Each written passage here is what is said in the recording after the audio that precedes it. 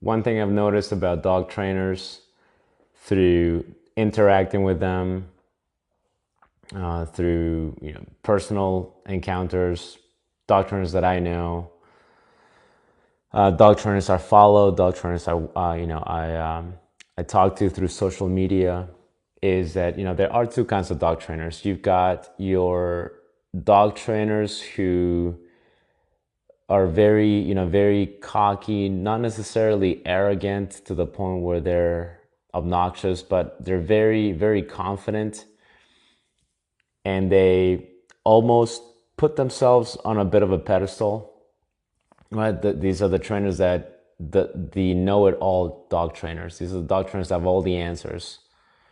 And then you've got your dog trainers who are always looking for, they're always looking for new information. You've got your teachers, and you've got your eternal students. And dog trainers boil down to one of those two categories. You've got your dog trainers, again, right? Your teachers, these are the ones that put themselves on a pedestal. They're very confident in their knowledge, and they're very confident challenging information and saying, no, this is how things are. This is what, this is what it means. You're wrong. I'm right. And this is actually what's happening. And then you've got your eternal students who are always going to seminars. They're always going to, they're always seeking continuing education. They're looking for certifications constantly. They're doing apprenticeships. They're doing internships. They're reading books on a regular basis. They're watching videos. These are your eternal students. And I believe they're both, either extreme is not good. You want to be somewhere right in the middle. You don't want to be the teacher. You don't want to be the arrogant dog trainer, because when you really truly believe that you know everything, and these types of dog trainers are not going to tell you, oh, I know everything. But subconsciously, they really believe that they're at a higher level than anybody else. When you put yourself on a pedestal like that, even if it's subconsciously, you really just close that learning ability. You really subconsciously tell yourself, I know so much and everybody's wrong, that who am I really going to learn from? And so what they do is they're just, listening to only certain people, certain pieces of information. Even then, they're still questioning everything. So that's not good. You don't want to be the kind of trainer, because you limit your learning. But, one other thing that people say is, well, you want to be the eternal student because you never really stop learning. That's correct. That's very accurate. Dog training, just like a lot of industries, you never really stop learning. But you don't want to be the eternal student either. When you are the eternal student and you're constantly looking for that, extra edge, you're constantly looking for that extra piece of information.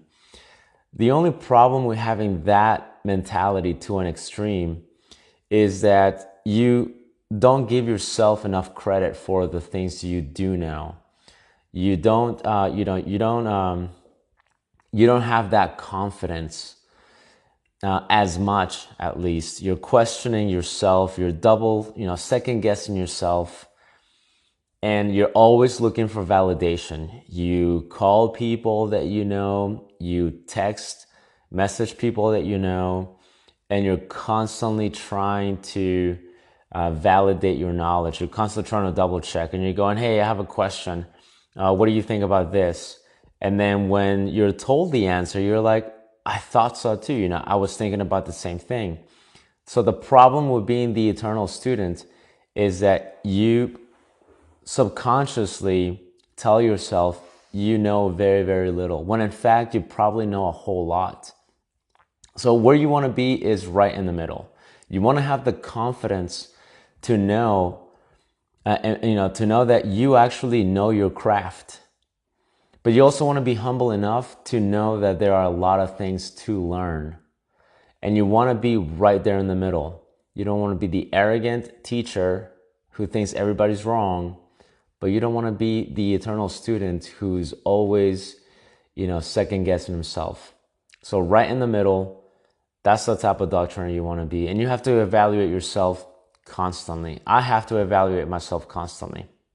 What I do right now at the moment is I actually teach dog trainers. I actually have students. Some of them have some experience, some of them have no experience. So I am in a position where I teach quite a bit, but I also put myself in positions where I have to learn. I step out of my comfort zone as much as I can, reading, attending seminars, all of these things, looking in different fields in dog training, because I know it's really easy for me to put myself in that pedestal and say, I know everything. So evaluate yourself, see what kind of trainer you have a tendency to be, and kind of try to push to the other side a bit so you are right where you need to be, which is the middle.